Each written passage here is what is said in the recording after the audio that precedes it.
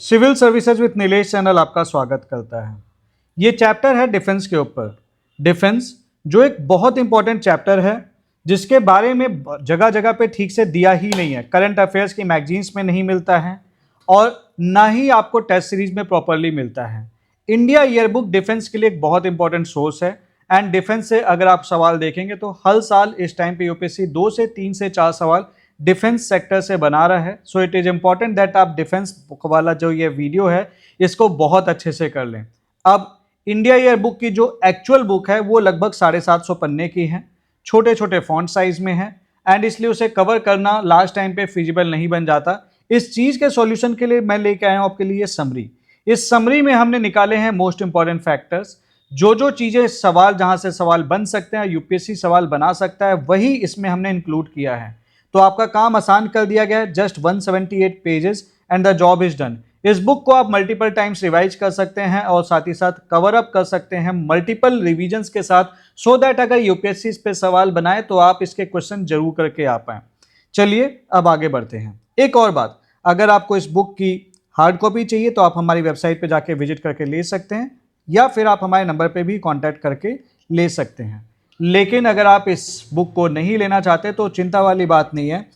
जितने भी चैप्टर्स हैं हर एक चैप्टर को मैं आपको इसी यूट्यूब चैनल पे कराऊंगा।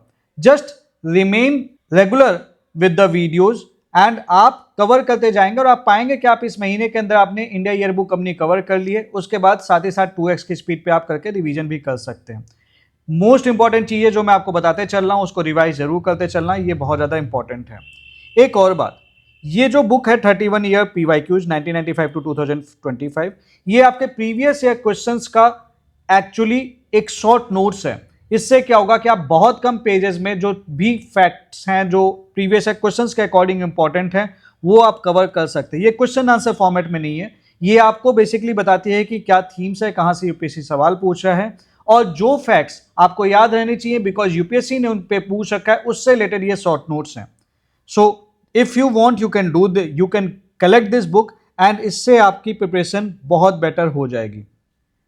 अब आगे बढ़ते हैं और आज के चैप्टर को देख लेते हैं। Today we are going to cover the chapter 4 which is related to defence. Defence is a very important topic, so इसको बहुत ध्यान से कर लेना। चैप्टर 1 हमने कवर कर लिया है, चैप्टर 2 हमने कवर कर लिया है, चैप्टर 3 भी हमने कवर कर लिया है। बारी है अब one of the most important chapter which is chapter 4 which is related to defence. So defence वाले जो चैप्टर है इसकी शुरुआत होती है ये बताते हुए कि this year was the year of reform for the ministry of defence. Ministry of defence के बारे में जब बात की तो उन्होंने सबसे पहले जो टॉपिक उठाया that was related to operation Sindoor. Operation Sindoor क्या था? तो देखो, पाकिस्तान, आपको पता है that Pakistan sponsors the terrorist. We had a terrorist attack in Pahalgam in Jammu Kashmir on 22 April of 2025। 26 लोग मारे गए including a Nepali citizen. So as a retaliation India launch the operation Sindoor on the night 6-7 May 2025 and India ने दिखाया world को कि हमारी tri service coordination बहुत अच्छी है and each branch of the armed forces they coordinated and they together actually infiltrated Pakistan and Pakistan occupied Kashmir, जो भी वहां पे टेररिस्ट कैंप्स थे, and we had actually literally हमने उनको तबाह कर दिया। So this showed that there is a doctrinal shift in India's response to terrorism.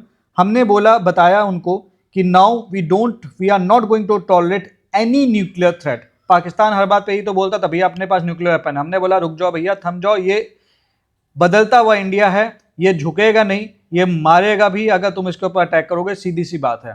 तो अब ये सब नहीं चलेगा, प्यार मोहब्बत से तुमको समझा लिए, तुम नहीं समझने वाले। सेकेंड चीज, no distinction between terrorist and their sponsors. So if you are sponsoring the terrorist you are terrorist to me. So आपकी लाइफ आपके हाथ में है, अगर आपको सही से रहना है तो डोंट बी अ टेररिस्ट या फिर उनको स्पॉन्सर मत करो। And that is why we attack the handlers also and we have destroyed the terrorist camps. So this is considered as a symbol of military precision and national resolve. Now, tri-service synergy. So आपकी ताकि जो army है, navy है and जो आपकी air force है, ये साथ में अच्छे से काम कर सके। There should be jointness and integration So we do have an integrated defense staff and service headquarter which is working to enhance the operational capability. Joint doctrines release की गई related to cyberspace amphibious operation. क्या है amphibious operation? Amphibious operation का defence में देखो मतलब ये होता है कि वो मिलिट्री मिशंस जो कि सी से लैंड पे लॉन्च होते हैं, like using naval ships, aircraft and ground forces together. So जब आर्म फोर्सेज अटैक करती हैं, डिफेंड करती हैं, या फिर अपने ट्रूप्स को मूव करती हैं, या फिर अपने इक्विपमेंट्स को मूव करते हैं between water and land, and this often involves navy, army and the air force coordination. Then you have the deep purple division. What is deep purple division? इस पे ज्यादा सवाल नहीं बनेगा, यही पूछेगा deep purple division is related to. So this is a joint training division at Defense Service Staff College. Then we have the Joint Training and Initiative.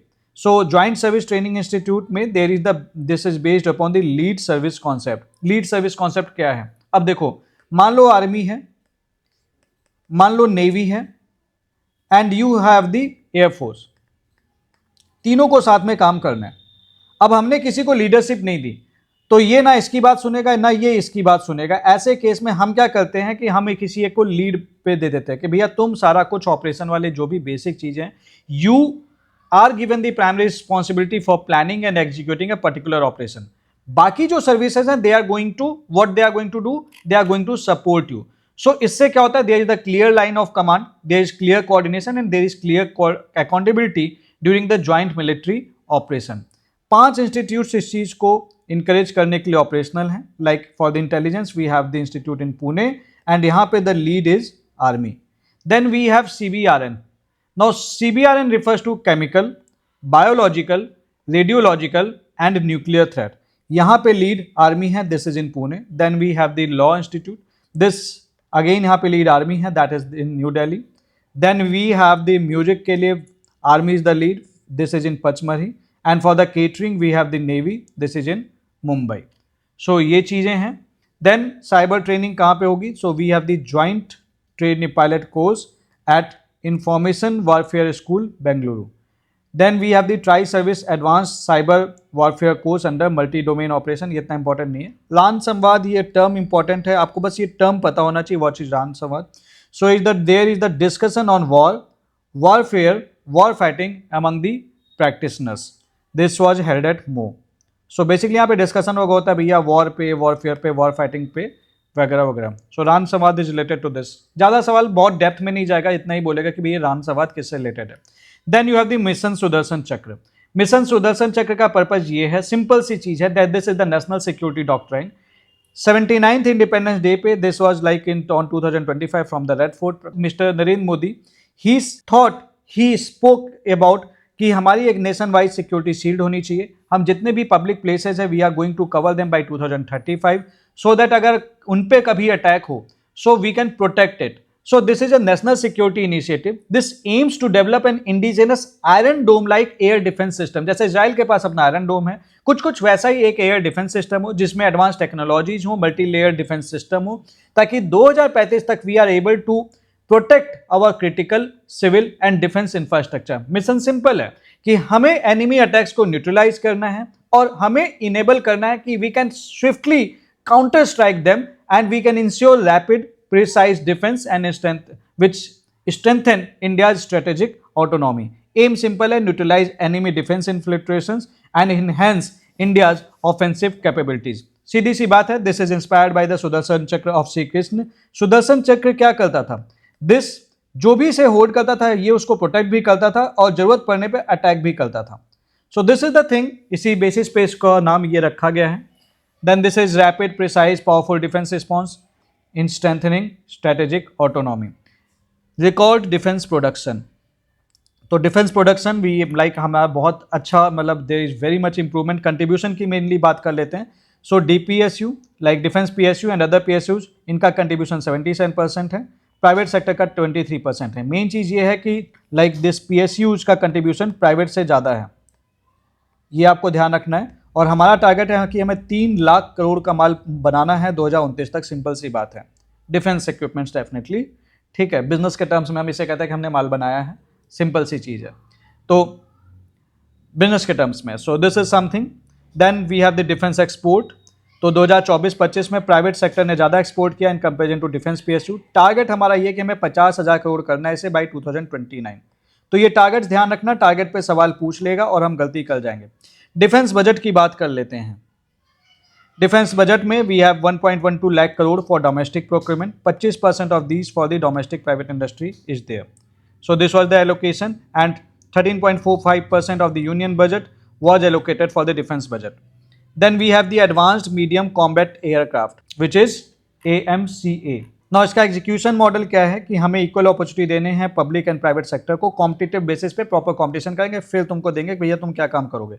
Eligibility है कि बिडर्स जो भी हैं इसके लिए they should be Indian company and you can bid independently, या तो joint venture बना के या फिर कंसोर्टियम बना के। कंसोर्टियम क्या होता है? कंसोर्टियम का मतलब है this is a group of companies, organisations और इंस्टीट्यूशंस जो एक साथ आके काम करती हैं कॉमन प्रोजेक्ट पे और एक कॉमन जो आपका गोल है वो शेयर करते हैं। वो अपने रिसोर्सेज शेयर करते हैं, एक्सपर्टीज शेयर करते हैं, पैसा शेयर करते हैं और डेफिनेटली अकॉर्डिंगली जो प्रॉफिट आता है वो आपस में शेयर कर लेते हैं। तो consortium is simply the partnership of multiple organisations which are working together for a specific purpose. Target simple सा, you have to develop AMCA prototype. Then you have this LCA light combat aircraft MK1A। यहां पे देखो सवाल पता है क्या बनेगा? सवाल सिंपल सा ये बनेगा कि भाई MK1A क्या है या फिर HTT-40 क्या है। तो एक चीज समझ लेना, MK1A this is Tejas, this is light combat aircraft, इतना ही पूछेगा। तेजस क्या है? लाइट कॉम्बैट एयरक्राफ्ट है। HTT-40 क्या है? This is the training aircraft. इतना ध्यान रख लीजिए, काम हो जाएगा। Then you have the mission Swayatt. तो एक मिशन है तो इसका कुछ एम होगा। क्या एम है? To develop indigenous AWS with lethal payload. तो AWS क्या है? This is the autonomous weapon system which is military technology which selects and engages targets without direct human intervention. तो this is the thing. So हमें अपना खुद का AWS बनाना है। Then you have the unmanned aerial vehicle technology से रिलेटेड we have the Mehar Baba competition. Mehar Baba competition क्या है? This is the swarm drone competition. ये एक टेक्नोलॉजी कॉम्पिटिशन है जो कि इंडियन एयरफोर्स के द्वारा ऑर्गेनाइज किया जाता है ताकि हम ड्रोन स्वॉर्म को डेवलप कर सकें इंडिया में। तो this encourages startups, students, researchers, companies to design indigenous drone systems for the defence use. Achievement ये कि भैया हमने 300 करोड़ का ऑर्डर दे दिया है। इम्पैक्ट सिंपल सा है, to boost the indigenous drone industry and make India drone hub by 2030। ये इंपॉर्टेंट है। Defence acquisition. So you have the Defense Acquisition Council. This is chaired by the Defense Minister. Now major system army के लिए। Now अब इसमें देखो क्या है ना, बहुत ज्यादा कुछ आपको ध्यान नहीं रखना, आपको मेनली ध्यान रखना है कौन सी चीज क्या है। ठीक है, what is the major system approved for army navy, important नहीं है, बट इतना ध्यान जरूर रख लेना कि क्या चीज क्या होती है। Like MALE RPA, this is medium altitude long endurance remotely piloted aircraft. So this is an aircraft. Then you have Pinaka. Pinaka is what? Pinaka is multi barrel rocket launcher, ये याद रख लेना। Then you have this MK2, this is integrated drone detection and interdiction system. Then you have Nag. What is Nag? Nag is a missile. Then you have ELINT system. अब देख रहे हो, ये चीज आपको ध्यान रखनी होती है, हम बहुत सारी चीजें ध्यान रखते हैं, कोई मतलब नहीं है। ELINT is simply electronic intelligence, electronic intelligence, ELINT। तो इलेक्ट्रॉनिक इंटेलिजेंस सिस्टम ये एक डिफेंस टेक्नोलॉजी है जिसको हम यूज करते हैं to detect, intercept and analyse the electronic signals which is emitted by the enemy equipment। तो देखो enemy equipment है तो वो that will be releasing the electronic signals, like जैसे उनके रेडार्स हो गए, कम्युनिकेशन डिवाइसेज हो गए, वेपन सिस्टम्स हो गए। तो एलिंट टेक्नोलॉजी के थ्रू हम इस एनिमी इलेक्ट्रॉनिक सिग्नल्स को सुनते हैं और इंटेलिजेंस गैदर करते हैं। तो इससे मिलिट्री समझ पाती है कि एनिमी का रेडार कहाँ पे है, किस तरीके का वेपन सिस्टम ये यूज कर रहे हैं और कितना एडवांस्ड है उनका electronic system. Then you have the T-90 tanks, ये आपको ध्यान रख लेना। What is T-90? T-90 is a tank. BrahMos की बात कर लेते हैं। ब्रह्मोस किसने बनाया? यू नो, ये फैक्ट आपको पता होना चाहिए। This is made by India plus Russia. तो this is a missile. Then you have the Barak 1, ये किसने बनाया? India plus Israel. This is again a missile. Then you have the Varunastra. What is Varunastra? Varunastra is a torpedo. बस इतना ध्यान रख लेना। Air force के लिए यू हैव द अस्त्र MK2 मिसाइल। सो MK2 क्या है? मिसाइल है। Spice 1000, this is long range guided kit. Spice का मतलब क्या हो गया? Smart, precise, impact, cost effective. This is Israeli developed EO GPS guidance kit which is use for converting air droppable unguided bomb into precision guided bomb. Then you have the Atmanirbharta and make in India defence. Simple सा purpose है कि हमें private sector participation बढ़ाना है ताकि indigenisation हो सके, और 25% जो डिफेंस रिसर्च ग्रांट्स है that should be allocated to the private sector. अब आते हैं इंडियन एयरफोर्स पे। Indian air force this inducted light combat aircraft, जैसे कि हमने तेजस की बात की थी। Then you have the Akash missile, तो आप आकाश क्या है, this is an missile. Then you have the Dhruv, Dhruv क्या है, this is advanced light helicopter. Then बात कर लेते हैं लाइट कॉम्बैट एयरक्राफ्ट MK1A। तो ministry of defence this contract, ये हिंदुस्तान एरोनॉटिक्स लिमिटेड के साथ इन्होंने कॉन्ट्रैक्ट साइन किया और बोला भैया 97 एयरक्राफ्ट हमें दे दो। बट ये इतना इंपॉर्टेंट नहीं है कि कितना महंगा है, इंपॉर्टेंट ये है कि what is this. Delivery start होगी 2027-28 में, ड्यूरेशन है 6 साल, इंडिजिनस कंटेंट है 64%। Then you have Uttam, what is Uttam, Uttam is a radar, तो Uttam active electronic scan array radar. Then we have the Swayam Raksha कवच। स्वयं रक्षा कवच क्या है, ये इंपॉर्टेंट है, ये आपको पता भी होना चाहिए। सो ये एक advanced indigenous electronic warfare suite है जो कि Indian defence research development organisation के द्वारा डेवलप किया गया है। किसके लिए डेवलप किया गया है, तेजस के लिए। तेजस आपका फाइटर जेट है, तो इसमें क्या होता है कि एक there is a radar warning receiver और एक एडवांस सेल्फ प्रोटेक्शन जैमर है जो सर्वाइवेबिलिटी इंश्योर करता है against the modern missile threats, तो ये ध्यान रखना है। Then after that you have this HAL general electric company, ठीक है, general electric company, this is from the USA। तो इनके साथ एक एग्रीमेंट साइन किया है और बोला है F404 GE19IN 20 इंजन अपन को चाहिए भैया, दे देना 2027 से लेके 32 तक। Then coming next you have the Rafale M, ठीक है, रफाले की बात आ जाएगी तो इंडिया फ्रांस की बात कर लेना, मिलके काम करेंगे। 26 एयरक्राफ्ट हमें प्रोक्योर करने हैं, 2030 तक लेना है, इंडिया और पाकिस्तान के बीच में डीलिंग है। देन लाइट कॉम्बैट एयरक्राफ्ट प्रचंड, सवाल बनेगा प्रचंड क्या है, सिंपल, तो what is Prachand, this is the light combat aircraft. Then you have the ministry of defence materiel management. So इसमें क्या है बेसिकली, देखो the thing is that basically there is the wet leasing of one flight refuelling aircraft and purpose simple है, air to air refuelling training, मतलब basically हवा में ही आप उसको भैया जो भी चाहिए फ्यूल होगा चाहिए वो पूरा प्रोवाइड कर सकें। कौन सा एयरक्राफ्ट यूज होगा, KC-135। Private sector contract advance towed artillery gun system ATAGS with Bharat forge limited, ये सारी चीजें हैं। Then you have the joint venture with the Safran, this is a French company, पहली चीज तो ये समझ लेना। So you have hammer smart precise guided air to ground weapon. What is hammer, this is highly agile modular munition extended range. ये एक French made smart precision guided air to ground weapon system है जो कि साफ्रान electronic और defence के द्वारा बनाया गया है। इसमें होता क्या है, there is the standard unguided dump bombs, this converts basically जो आपके डंप बम्स होते हैं एक इंटेलिजेंट बम में। So this thing it is doing into the intelligent long range guided missile, मतलब बेसिकली जो बम है उसको एक proper long range guided missile बना देगा। तो this is using A modular kit, इसके चलते क्या होगा कि जहां पर अटैक करना है वो अपना अटैक कर पाएगा। Then you have this Sigma 30N digital ring gyro inertial navigation system. So this is high precision combat proven navigation pointing system which is designed by what, Safran, ठीक है। तो ये बेसिकली ऑटोनॉमस नेविगेशन प्रोवाइड करता है and positioning provide करता है GPS पे rely किए बिना। तो एक तरीके का ये क्या है, नेविगेशन सिस्टम है, ये याद रख लेना, sigma is a navigation system. Then you have CM3MR direct firing sight, तो ये क्या है, ये एक मिलिट्री ऑप्टिकल साइटिंग डिवाइस है जो कि आर्टिलरी गन्स, जो आपकी गन्स होती हैं ना या फिर हैवी वेपन्स होते हैं, उसके ऊपर लगाया जाता है। एंड इससे सोल्जर्स क्या करते हैं, जो डायरेक्ट लाइन ऑफ साइट में जो टारगेट है उस पर सही से ये बेसिकली वो एक्यूरेटली एम कर पाते हैं। सो डायरेक्ट फायरिंग कर पाएंगे, तो इससे क्या होगी, गलतियां नहीं होंगी। Then you have the BrahMos integration and testing facility, कहाँ पे बन रही है भैया, ये इनॉग्रेट हुई है लखनऊ में। And this is made by India plus Russia. This is long range ramjet powered supersonic cruise missile and this is the part of Uttar Pradesh defence industrial corridor. तो ये आपको ध्यान रखना, ये इंपॉर्टेंट है।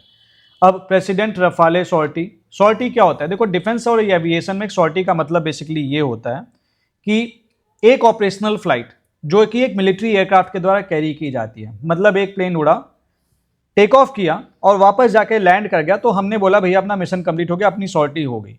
तो हमारी प्रेसिडेंट ने भी एक सॉर्टी अपनाई थी, सॉर्टी बेसिकली फ्लू की थी। So she flew the Rafale aircraft at the air defence station Ambala on 29 October 2025. So she became the first president to fly two fighter aircraft of Indian Air Force. इससे पहले उन्होंने सुखोई 30 MK-1 उड़ाया था। अब एक चीज समझना कि basically this is a ceremonial activity. अब वो तो खुद जाके प्लेन उड़ा के नहीं लड़ेंगे, but this is a ceremonial activity. तो इससे क्या होता है, आर्म फोर्सेस का मोरल बूस्ट होता है, ट्रस्ट दिखता है कि भाई प्रेसिडेंट तक इसको यूज कर रहे हैं, and this demonstrates the confidence in the defence capability. तो एक तरीके का ये स्पेशल मिलिट्री इवेंट है जिसको ये मार्क करता है। And president is the since the supreme commander of the arm forces. ये sortie they are symbolic and important. अब प्रेसिडेंट की सबमरीन सॉर्टी भी है। So dive sortie on board INS Vaghsheer, ठीक है।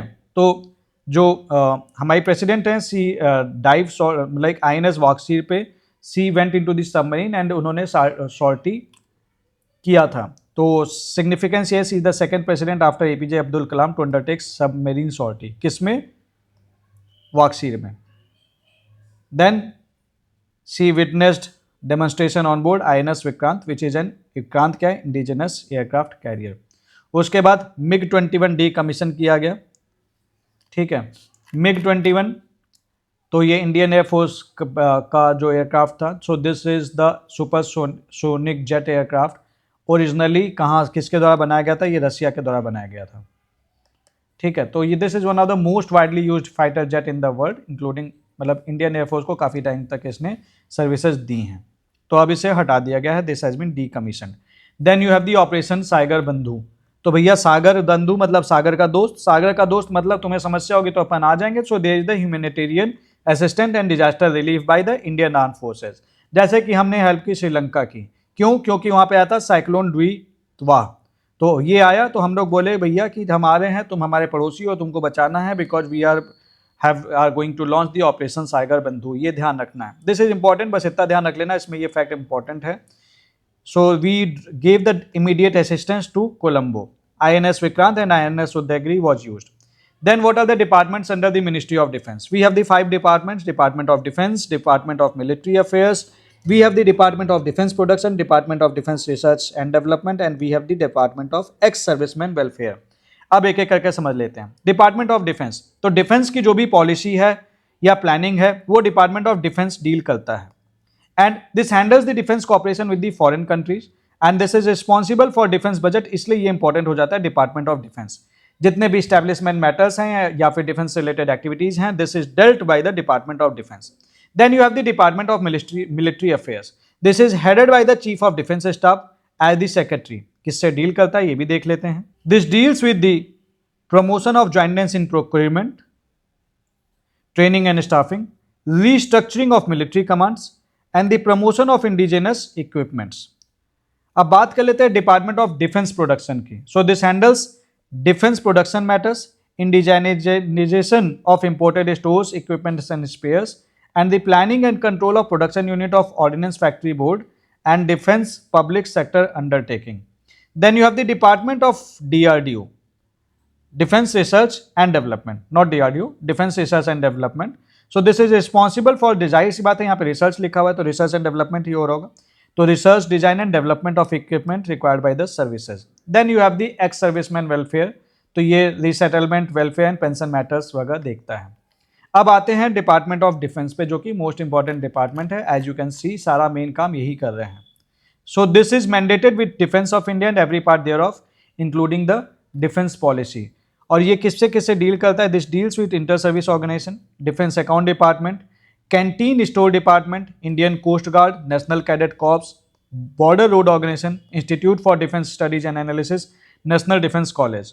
अब आते हैं यूनाइटेड नेशंस पीस कीपिंग के ऊपर। इंडिया देखो यार एक फाउंडिंग मेंबर है यूनाइटेड नेशंस पीस कीपिंग का, एंड इंडिया का कंट्रीब्यूशन स्टार्ट हुआ कोरिया से। देन हमने 72 में से 53 पीस कीपिंग मिशन में हमने पार्टिसिपेट किया है। So we are the one of the largest contributor of peace keepers globally, and हमने कंट्रीब्यूट किए हैं लगभग 3 lakh personnel. Current contribution, we are the 4th largest troop contributor for the peace keeping things. So ये बहुत important हो जाता है। Coming next, अभी हमारा डिप्लॉयमेंट कहाँ कहाँ पे है? We are in Congo, South Sudan, Abyei, Lebanon and Golan Heights. Now the centre of United Nations peace keeping, this is in New Delhi. So ये ट्रेन करता है लगभग 10,000 लोगों को एनुअली, एंड इसमें 2,000 फॉरेन पर्सनल भी होते हैं. अब हमारा जो डिफेंस सेक्टर है, this is going towards the gender equality, and gender equality या जेंडर इक्विटी के चलते there are some changes in the armed forces. Like India is among the first countries to deploy an all-female police unit in United Nations missions in where? Liberia. सवाल बन जाएगा, हम confuse कर जाएंगे. Women in armed forces. Armed forces promote gender equality and enhance opportunities for women. Indian army की बात करें तो we have the 124 women officers in command appointment. ये सब इतना कुछ नहीं पूछेगा, मेनली पूछेगा like this exercise Khaan Quest क्या है. ये एक मल्टीनेशनल पीस कीपिंग एक्सरसाइज है which was head in Ulaanbaatar Mongolia, co-hosted by Mongolian Armed Forces and US Indo-Pacific Command. Exercise Surya Kiran, this related to India and Nepal. आर navy की बात करें तो हमारी सारी ब्रांचेज अब महिलाओं के लिए ओपन है एक्सेप्ट सबमरीन. तो इस पर एक सवाल बन सकता है, एक्सेप्शनल केस है. तो women are inducted as officers and Agniveer. This is the first service to use Agnipath scheme for the women. Indian air force, तो विमेन को सारे ही ब्रांचेज में इंडक्ट किया जा रहा है since 1992. Now fighter stream induction start हुआ था 2015 में और ये परमानेंट कर दिया गया 2022 में. अब विमेन सारे ही कॉम्बैट रोल्स में without any restriction. Then Sainik school की बात कर लें तो there is 10% of seats which are reserved for girls from the academic year. पहला गर्ल्स बैच 2026 में पास होगा. नाउ ट्राई स्पेशल इनिशिएटिव, ये इंपॉर्टेंट है, इसे ध्यान रख लेना. तो एक tri service all women circumnavigation sailing expedition है. बेसिकली तीनों ही, एक आर्मी, एयरफोर्स एंड नेवी के तीनों ही के ही लोग जा रहे हैं एंड उन्होंने क्या किया भाई, धरती के अराउंड घूमने का है. That is the circumnavigation. So it has 10 members, 5 Indian army, 4 Indian air force, 1 Indian navy. तो इन सितंबर 2025 से लेकर जून 2026 के बीच में ये लोग लगभग 25,000 नॉटिकल माइल पूरा करेंगे. This was flagged off from where? Gateway of India, Mumbai. तो ये याद रख लेना. Then you have the defence space agency. There is the space based surveillance programme. This is launched using existing intelligence, surveillance and reconnaissance sites. क्या है ये? इसका basically मतलब है this is to improve the military surveillance using satellites. इसका purpose एक simple सा है, that I want to launch a network और the constellation of satellites which are around 52 in number to monitor the enemy activities. किस पे? Land पे, सी पे, air पे. And that is why this is the space based surveillance. Purpose क्या है? Simple सा कि भाई अपनी नेशनल सिक्योरिटी स्ट्रेंथन होंगी, हम एनिमी कंट्रीज की एक्टिविटीज को मॉनिटर कर पाएंगे. कोई मिसाइल आ रहा होगा, एयरक्राफ्ट आ रहा होगा, शिप आ रहा होगा, मिलिट्री बेस आ रहा होगा, मिलिट्री वाला कोई एक्टिविटी हो रही है तो हम इसे ट्रैक कर पाएंगे. हम रियल टाइम इंटेलिजेंस दे पाएंगे आर्मी को, नेवी को, एयरफोर्स को. It will improve our space warfare capability etcetera. So SBS programme में हमारे पास हैं 52 सैटेलाइट्स, जिसमें से 21 दे रहा है इसरो और 31 is given by the private industry. Cost sharing 20% each from army, navy and air force. ये इंपॉर्टेंट है, ये ध्यान रख लेना. और ये भी इंपॉर्टेंट है, ये भी ध्यान रखना. So army, navy, air force, that is, ये हो गया total 60%. 15% each we have the NTRO and we have the ARC, that is Aviation Research Center. This becomes 30% and 10% is from the Ministry of Home Affairs. तो देख लो इस चीज़ में ministry of home affairs भी आ गया. तो 100% कॉस्ट का distribution ये है, इसे याद रख लेना.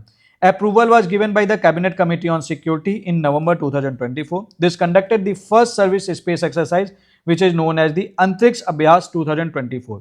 Now you have the technology perspective and capability road map. क्या है ये? ये एक लॉन्ग टर्म स्ट्रेटेजिक डॉक्यूमेंट है जो मिनिस्ट्री ऑफ डिफेंस के द्वारा रिलीज किया गया था, जो आउटलाइन करता है हमारी फ्यूचर टेक्नोलॉजी को और वेपन रिक्वायरमेंट को of the Indian arm forces. तो ये बेसिकली 15 साल का प्लान है एक तरीके का, जो मॉडर्नाइज करना चाहता है आपकी आर्मी, नेवी एंड एयरफोर्स को विद द एडवांस टेक्नोलॉजी. तो this is a simple road map which shows कि हमें क्या टेक्नोलॉजी की जरूरत है, किन वेपन्स की जरूरत है for the Indian military that it will be needing in future. So third attempt, this is the third attempt by the ministry of defence. This provides public unclassified version of integrated perspective plan of the 3 services. So this covers technological requirement and the capability roadmap. So this ensures level playing field for public and private industry, private defense industry. So this is released as the Tri-Service Seminar Lam Samvad on 27 August 2025. Location कहाँ पे है? Location in Army War College, Mhow in Madhya Pradesh. And this is hosted on Ministry of Defense website. Armed Forces Vision 2047. ठीक है, तो देखो पहले तो ये समझ लो कि व्हाट इज विजन 2047। विजन 2047 का पर्पज इतना है, ये गवर्नमेंट ऑफ इंडिया का नेशनल डेवलपमेंट विजन है, जहां पे हम इंडिया को, जब इंडिया के आज़ादी के 100 साल पूरे होंगे तो हम इंडिया को एक डेवलप नेशन के फॉर्म में देखना चाहते हैं। तो हम जाहिर सी बात है इकोनॉमिक ग्रोथ करेंगे, टेक्नोलॉजिकल एडवांसमेंट करेंगे, डिफेंस हमारा स्ट्रांग रहेगा, सोशल डेवलपमेंट होगा, ग्लोबल लीडरशिप होगी। सो इसमें आर्म फोर्सेज का भी रोल है। So arm forces are a vital instrument of power in vision India 2047। There is a strong emphasis on strong, indigenized and joint armed forces. So this is approved by Chief of Defence Staff and the Defence Minister. Then there is the joint use of airspace. So joint mechanism is formed between what? Between the services and the Ministry of Civil Aviation. किस लिए? ताकि Indian air space को भी use किया जा सके। So civil aircraft इसको हम पार्क करेंगे इन अप्रूव्ड, इसको पार्क कर सकते हैं in the Indian air force technical areas. कहाँ पे? बरेली में, हासीमारा एंड कालीकुंडा। बरेली है आपका यूपी में और ये दोनों है वेस्ट बंगाल में। तो ये लोकेशन याद रखना, इस पर सवाल बन सकता है और गलती से कतई भी गलती मत कर देना। डिफेंस इनक्लेव कहाँ पे है? Defence enclave in Central Vista project. This is align with the Viksit Bharat vision 2047। So this is in New Delhi, ठीक है। So state of art defence enclave is being planned in the national capital in the Central Vista. Now you have the Indian air force. तो नया platform, there is the contract for C295 medium transport aircraft from Airbus defence and space. Airbus this is N European aerospace company, ठीक है, जो military aircraft, satellite, defence technology वगैरह बनाती है। C295 is an aircraft given by the European company which is Airbus. बस इतना ध्यान रख लेना। So first indigenously manufacture C295, this is expected in 2026। So there is induction of indigenous counter unmanned aerial vehicle system. So C295 this is an aircraft, ये आपको याद रखना है। Then you have the air defence. Air defence is integrated air command and control system. तो there is integrated surveillance data from the all sensors army via Akash Teer. Akash Teer क्या है? Akash Teer this is the automated air defence control and reporting system, जो कि Indian army use करती है। किसके लिए? ताकि हम मॉनिटर कर सके, ट्रैक कर सके, रिस्पॉन्ड कर सके एरियल थ्रेट्स को, such as enemy aircraft, drones, missiles and helicopters. So अगर मैं बात करूं आकाश तीर के, तो ये सिंपली एक डिजिटल सिस्टम है जो कि आर्मी को डिटेक्ट करने में हेल्प करता है, and this helps in controlling the air defence weapons against enemy threats in the sky. So it connects radar, sensor and missile system into one integrated network. Then उसके बाद अब हम आगे बढ़ते हैं। Humanitarian assistance and disaster relief operations which was carried by the Indian armed forces. इसके बारे में थोड़ी सी डिटेलिंग है। Like in the Assam in Dima Hasdo, we deployed 1C-130 aircraft. So what is this 1C-130? This is an aircraft, and Mi-17 this is an helicopter. Thailand में भी deploy किया गया था, C-17 का यूज हुआ था। This is again an aircraft. पूछ ले C-17 क्या है भैया? एयरक्राफ्ट है। C-17 बार बार यूज हो रहा है, C-130 यूज हो रहा है। This all are aircraft. So Iran Israel conflict में, म्यांमार अर्थक्वेक में इंडियन एयरफोर्स ने एक इंपॉर्टेंट रोल प्ले किया था for the relief operations. So IF is increasing the global presence by establishing 6 new defense wings. So we are starting with from where? Spain, Armenia and Ivory Coast. अब बात कर लेते हैं navy. Navy कैसे पीछे रह जाएगी? नेवी को भी कुछ बड़ा करना है। तो नेवी फिलहाल तो अपना वॉरशिप कंस्ट्रक्ट कर रही है, ठीक है, वॉरशिप, लड़ाई के लिए जहाज, ठीक है। तो अब इसमें क्या क्या इंपॉर्टेंट है? 2025 में हमें 12 डिलीवरीज मिलनी है, लेकिन हमें यह भी जानना पड़ेगा कि अगर प्रोजेक्ट 15B लिखा हुआ है आपके इंडिया ईयरबुक में तो आपको पता होना चाहिए। सो एक एक करके बात करेंगे। What is project 15B? INS for Surat, this is fourth and last ship of project 15B, यानी कि हमें 4 शिप्स तो देने हैं प्रोजेक्ट 15B के अंदर। तो project 15B this is the programme of Indian navy कि हमें advance stealth guided missile destroyer बनाने हैं which are the powerful war ships. So this is an follow on for the project 15A, that is the Kolkata class destroyers. इसमें आपके जो कौन कौन से शिप्स हैं? एक तो आपका INS सूरत है, then you have the INS Visakhapatnam, ये नाम नोट कर लेना, पूछ सकता है। Then you have the INS Mormugao, then you have the INS Imphal and then finally INS Surat, ठीक है। देन हमारे पास आ गया प्रोजेक्ट 17A। प्रोजेक्ट 17A ये एक प्रोग्राम है इंडियन आर्मी का कि हमें भैया मॉडर्न वॉरशिप बनाने हैं। इसके अंतर्गत हम 7 शिप्स बनाएंगे। INS और उनके नाम क्या क्या हैं? INS Nilgiri, INS Himgiri, INS Udayagiri, उसके अलावा INS Dunagiri, INS Taragiri, INS Vindhyagiri and INS Mahendragiri. तो this is project 17A। Then we have the INS Vaghsheer. INS Vaghsheer ये 6th एंड लास्ट सबमरीन है प्रोजेक्ट 75 की। प्रोजेक्ट 75 के अंतर्गत हम जाहिर सी बात है अंडरस्टूड है, यहाँ से हम डीजल इलेक्ट्रिक सबमरीन्स बना रहे हैं। तो प्रोजेक्ट 17-5 ये वाले तो वॉरशिप से रिलेटेड है, 17 एंड 15 भी। Project 75 is related to what? Submarine. ये याद रखना, इसके अंतर्गत हम सबमरीन्स बना रहे हैं एंड 6 सबमरीन अपन को बनाना है। This is 6th and last submarine is being given. So INS Vagsheer है, उसके अलावा और कौन सी सबमरीन है? We have INS Kalvari, INS Khanderi, INS Karanj, INS Vela, INS Vagir, INS Vagsheer. तो देख लेना, 3 नाम वी से, 3 नाम के से, तो ये आपको ध्यान रखना है।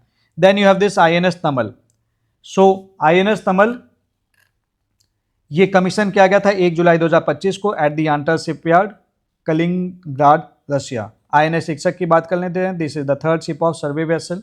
तो ये एक शिप है और इन जनरल कुछ चीज़ें और हो रही हैं, उस पर ज़्यादा फोकस अभी नहीं करना है, इतना फोकस करना है जो आपका एग्जाम का काम हो जाए।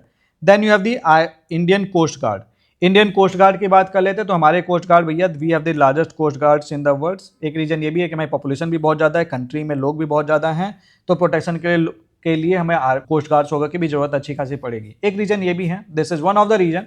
एंड डेफिनेटली हमारी एक लॉन्ग बाउंड्री है, तो लॉन्ग बाउंड्री को मैनेज करने के लिए अगर हमारे पास लोग हैं तो हम क्यों ही ना इनको रखें, सीधी सी बात है।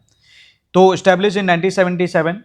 Now this is one of the largest coast guard in the world and there is new induction like 3 Adioma class fast petrol vessel which is built by Goa Shipyard Limited. Then we have the off coast rescue operation and marine environment protection.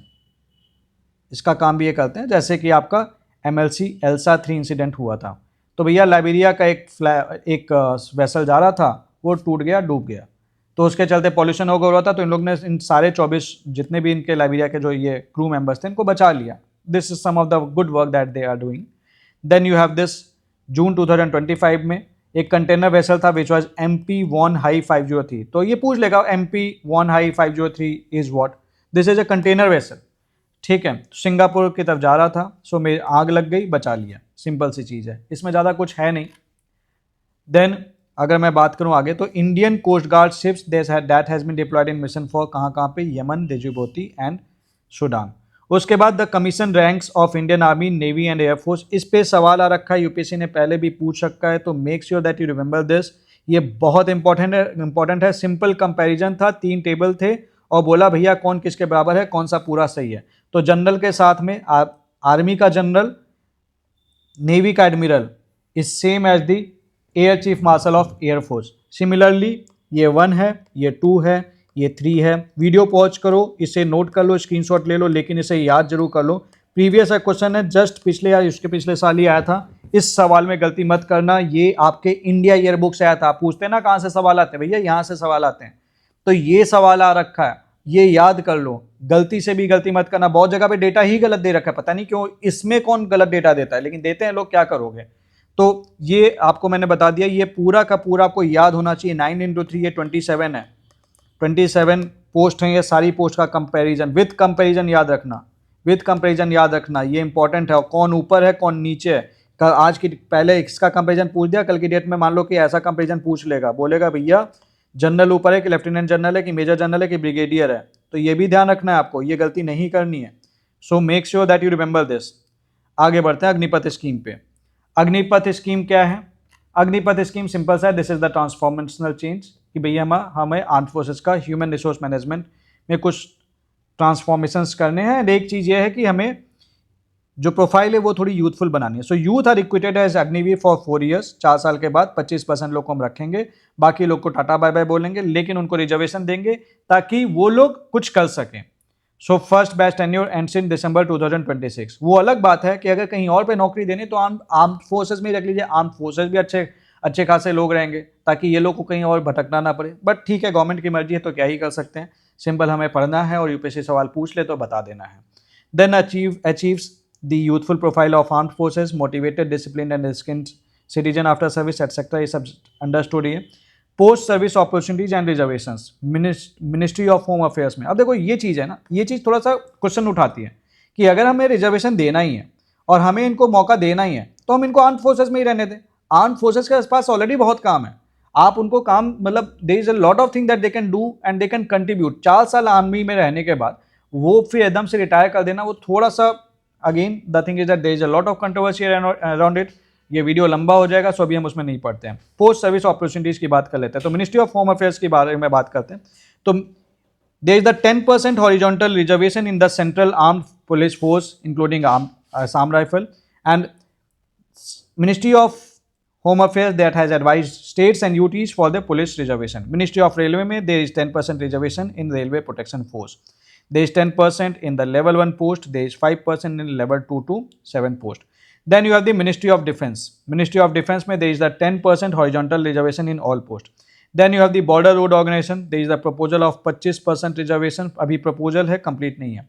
Then you have the Ministry of Micro, Small and Medium Enterprise. There is higher subsidy, 5% reservation in courses, preferential schemes. Then you have the ministry of finance. तो bank को बोला गया भैया 10% collateral free मुद्रा loan दो इनको अगर ये अग्निवीर हैं। Scheme stand up India under the Pradhan Mantri employment generation programme, this is the amount that can be given. Then relaxation, भैया एज रिलैक्सेशन मिलेगी, पहला बैच है 5 साल, उसके बाद तुम्हें मिलेंगे 3 साल। Then there is exemption from physical efficiency test, because भैया तुम आए हो आर्मी से, तुम्हारा क्या ही टेस्ट करेंगे। Then you have the implementation by the Indian Army. This scheme implemented effectively, जाहिर सी बात है। So this is the thing। उसके आगे बढ़ते हैं, टेरिटोरियल आर्मी पे आ जाते हैं। Territorial army, this was raised in 1949 by whom? By C. Rajagopalachari, who was the first Governor General of Free India. So this becomes important। Concept simple सा है कि हम कुछ लोगों को पार्ट टाइम मिलिट्री ट्रेनिंग देंगे ताकि they are gainfully employed citizen, जरूरत पड़ने पे ये आके आर्मी के को सपोर्ट कर सकते हैं। So these personal go 2 month annual training and this ensures the availability of trained manpower for emergencies. Role simple सा है, they act as a vital adjunct to the regular army and there is the common training and organization enabled rapid integration with the army. So this has been proven in what, like we had the Operation Vijay. Operation Vijay पे क्या हुआ था? This was the military operation जो कि India ने launch किया था ताकि पाकिस्तानी इंट्रूडर्स को हटा सके कारगिल सेक्टर ऑफ लद्दाख से इन 1999 में। ऑपरेशन पराक्रम, अब देखो इंडियन पार्लियामेंट पे जब अटैक हुआ था 2001 में, तो हमने क्या की थी, हमारी सारी आर्म फोर्सेस को मोबिलाइज किया था अलोंग द बॉर्डर ताकि पाकिस्तान को समझ में आ जाए कि भैया क्रॉस बॉर्डर टेररिज्म नहीं सहेंगे। So that was the operation Parakram. Territorial army, this is based upon the son of soil concept, this acts an effective force multiplier. और जब इनके पास वो वाला काम नहीं होता है तो they do the other kind of work which is a social work like eco restoration और the rejuvenation of river Ganga and Gomti. So this is important. Then you have the private sector and for FDI in defense industry. So defense industry that has been open to 100% of the Indian private sector participation and FDI 26% तक का allowed है। DRDO की बात कर लेते हैं। DRDO ministry of defence का research and development wing है। सो इसका पर्पज सिंपल सा है कि भैया डिफेंस टेक्नोलॉजी जो भी है हमें सेल्फ रिलायंस पाना, उसमें अचीव करना है। डीआरडीओ ने क्या क्या डेवलप किया इस पर बहुत ज़्यादा डिस्कस नहीं करेंगे, लेकिन ये डिस्कस कर लेंगे कि ब्रह्मोस है तो this is a missile, Akash है so this is surface to air weapon system, क्योंकि यही सवाल बनेंगे। देन एसेट है तो this is anti satellite missile, Tejas है तो this is the light combat aircraft, Arjun है तो this is the main battle tank, Pinaka है तो ये एक रॉकेट सिस्टम है। यही सवाल बनेंगे, डीआरडीओ डेवलप किया कि नहीं ये मुश्किल है कि वो पूछेंगे। बॉस है तो this is the battlefield surveillance system, and Varunastra है तो ये है एक टॉर्पीडो। सवाल यहाँ पे बन जाते हैं, तो ये आप ध्यान रख लेना। बाकी ये सारी चीज़ें तो कुछ जो डीआरडीओ की फ्लैगशिप सिस्टम तो है ही, ठीक है।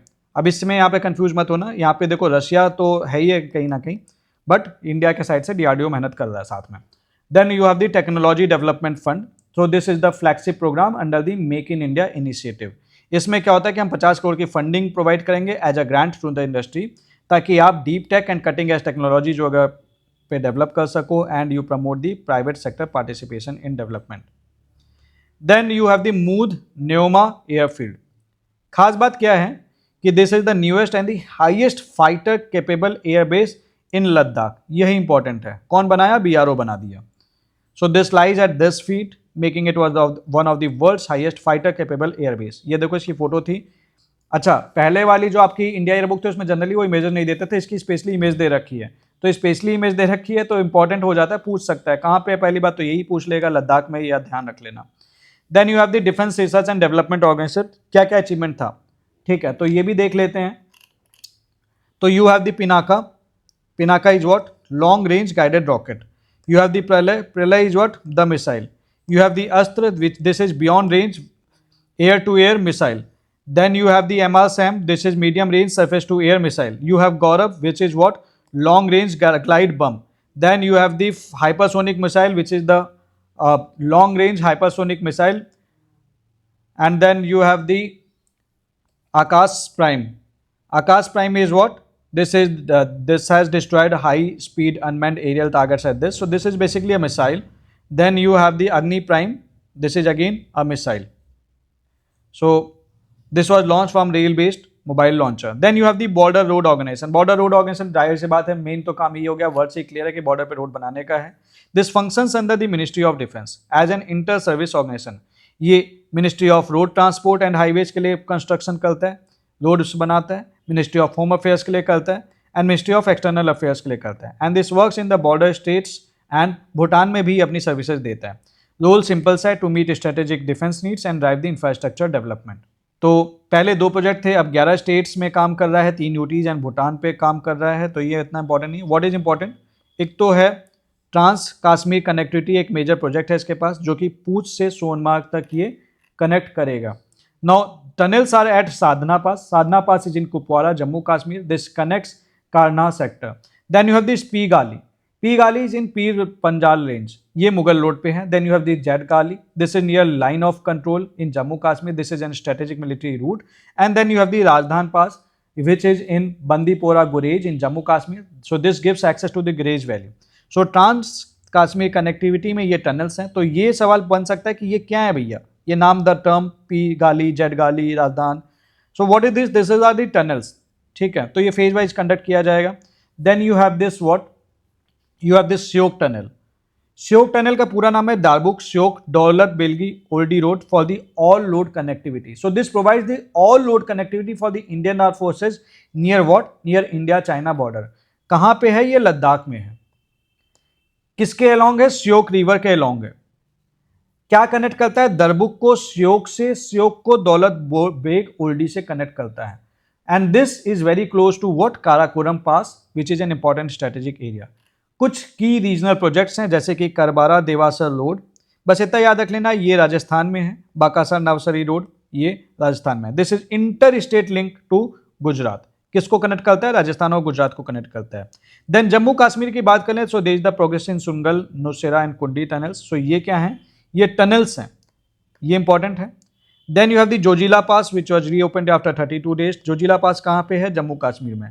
बाघ ब्रिज, बाघ ब्रिज ये 300 मीटर लंबा स्ट्रेटेजिक ब्रिज है जो कि बॉर्डर रोड ऑर्गेनाइजेशन के द्वारा बनाया गया है, और ये मिलिट्री और सिविलियन मूवमेंट को बॉर्डर एरियाज में हेल्प करता है कनेक्ट करने में, तो कनेक्टिविटी इंप्रूव करता है। So this is located in the northern border region which is Ladakh and Jammu Kashmir sector, and so ये एक स्ट्रेटेजिक रूट है। So you are going to get an proper access to the difficult mountain terrain. Then you have this Ladakh Mudh Nyoma airfield, ठीक है। तो Mudh Nyoma airfield I already told you about this. Then we have the improved connectivity along this, this and this.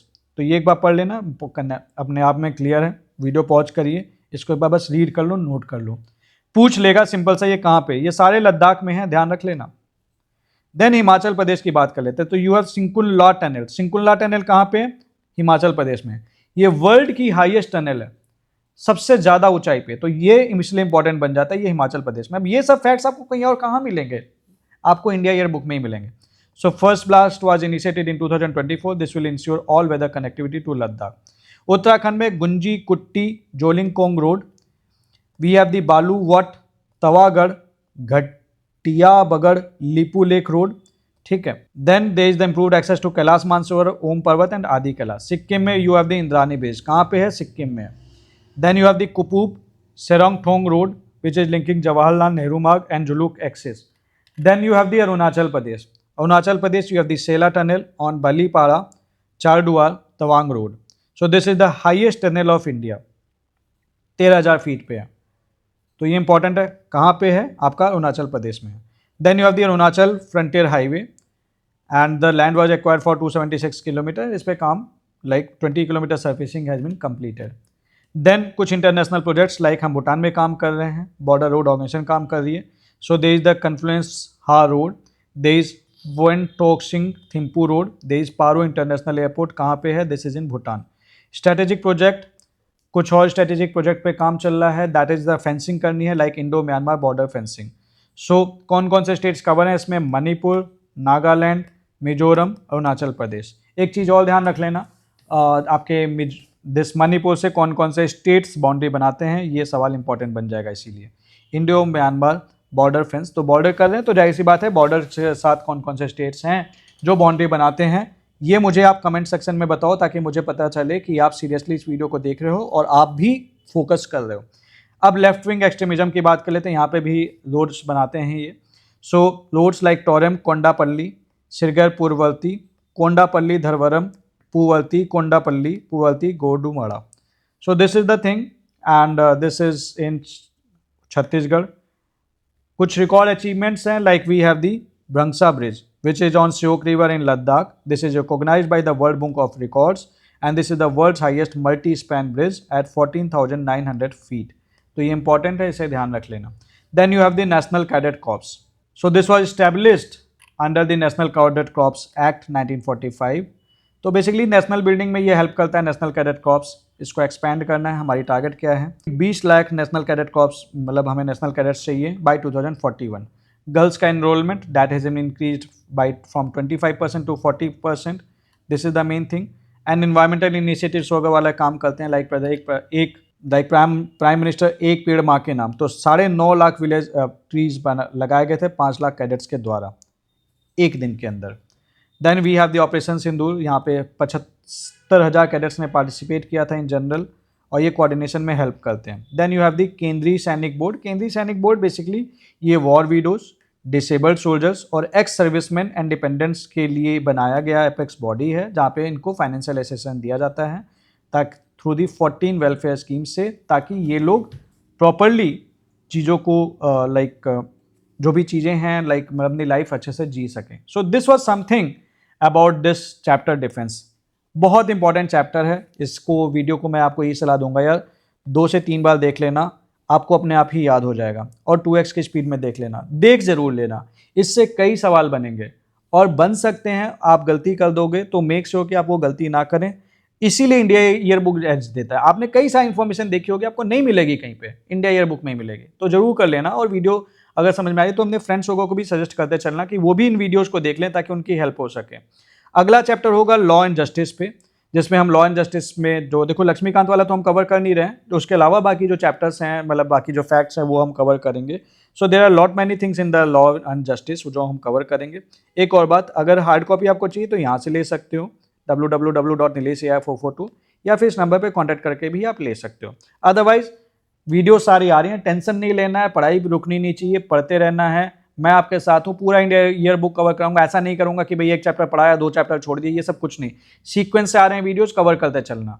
आपको मैं बता दूं, मतलब like since आप last तक मेरी बात सुन रहे हो, मैंने आपको बता दूं मैंने इससे पहले 3 वीडियोस और बनाए थे। तीनों में ना क्या हुआ पता नहीं क्यों, क्या हुआ, म्यूट हो गया, आवाज़ ही रिकॉर्ड नहीं हो पाई। दोबारा बना रहा हूँ इसे ताकि आपके पास ये वीडियो टाइम से पहुँचा सकूँ। सो मैं अगर आपके साथ मेहनत कर रहा हूं तो ये आपका भी फर्ज बनता है कि आप भी पढ़ते चलो यार। सिलेक्शन लेना है, you have to be an IAS officer, you have to be an IPS officer, you have to be an IFS officer, जो भी बनना चाहते हो बन जाओ। और इन चीज़ों को कवर कर लोगे तो प्रीलिम्स क्वालिफाई करने के चांसेस बहुत ज़्यादा बढ़ जाएंगे। I am here to support you always, हमेशा। So that's all as of now. मिलते हैं अब आपसे अगले वीडियो में, which is going to be on what, as I already told, law and justice. Thank you very much.